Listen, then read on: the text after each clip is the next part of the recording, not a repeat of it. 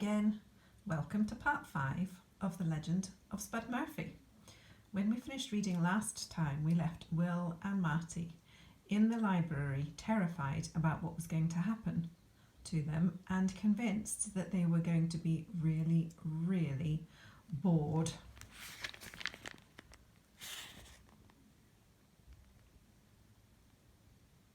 Look at them there. You can see the books, you can see the tall ladders that they talked about, that they were definitely not going to be allowed to use for rides. So let's find out what happens to them. "What do you want?" said a voice from the other side of the library. My heart speeded up at the very sound of that voice. It was like two pieces of rusted metal being rubbed together.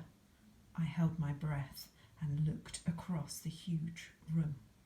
An elderly woman was leaning on a massive wooden desk, her knuckles bigger than acorns. Her grey hair was tied back so tightly that her eyebrows were halfway up her forehead.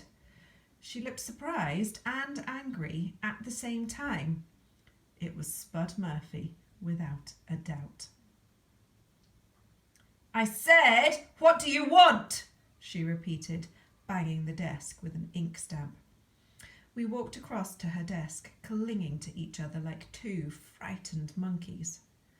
There was a whole box full of ink stamps on the desk, and two more hooked into her belt like 6-shooters.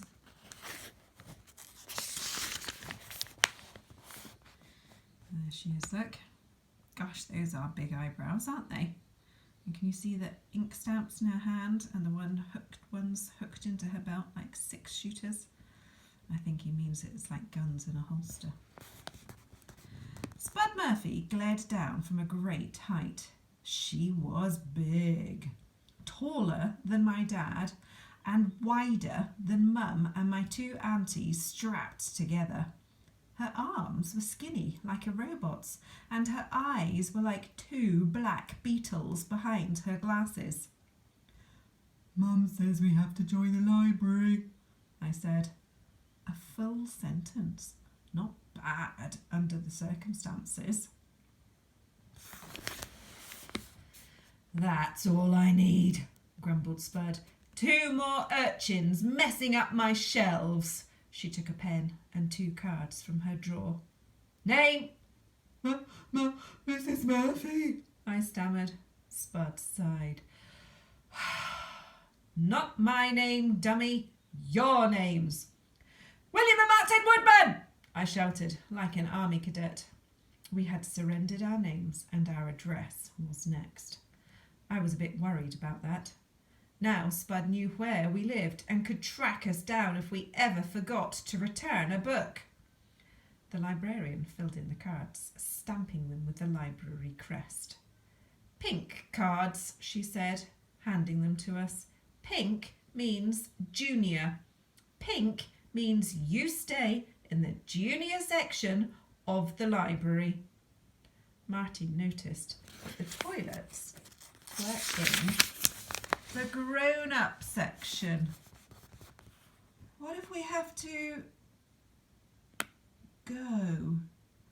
Spud threw the stamp back in the box, slamming the lid. "Think ahead," she said. "Go before you get here." Spud led us down long aisles of wooden flooring to the children's section. She wore woolly slippers on her feet that polished the planks as she glided. "That," she said, pointing a knobbly finger, "is the children's section." The section was actually a single box shelf with 4 rows of books. On the ground before it was a small patch of worn carpet. "Do not set foot off that carpet until you leave," she warned. "Whatever boyish idea enters your head, ignore it. Stay on the carpet or there will be trouble." She bent over almost double until her beetle eyes were level with my own. "Is that understood?" I nodded. It was understood. No doubt about it. Okay, you see, This is the so-called children's section. One little bookcase with 4 shelves of books and not even many books on it. And there is the carpet that Mrs. Murphy is talking about. I'd be surprised if Marty and Will can both fit on it at the same time, it's so small. And yet she's saying they're not allowed to get off that carpet until they actually go to leave the library. Okay, I've got a wee change for you today.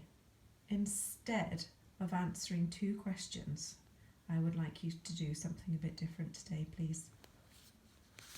Today, I would like you to write a letter to Mrs. Murphy, and I would like you to give her some ideas for making the library more child-friendly. Now, if you have a think about the librarian you meet when you go on the library bus, or the library and bigger if you go in there, they've got lovely comfy rugs, they've got loads and loads of children's books. The librarians are really friendly and helpful.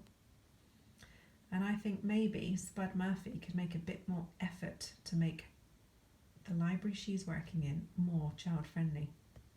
Now remember, I've asked you to write a letter to her, so it means you're going to need to begin with your letter with Dear Mrs. Murphy, because you're writing to her.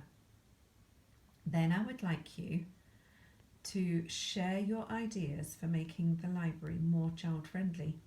You might want to say that it's important to be child-friendly because, and explain all the good reasons for children using a library, as well as giving ideas for what she can do to change it to make it more child-friendly.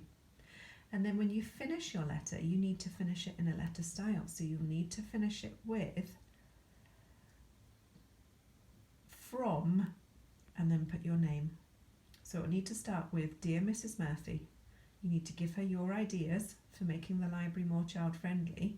You might want to explain to her why it is important for libraries to be child-friendly. And then you need to finish your letter with from and put your name. Okay? I look forward to getting your email with your letter in. I'm very happy for you to type it on the email. That will be super. Thank you very much. Bye for now.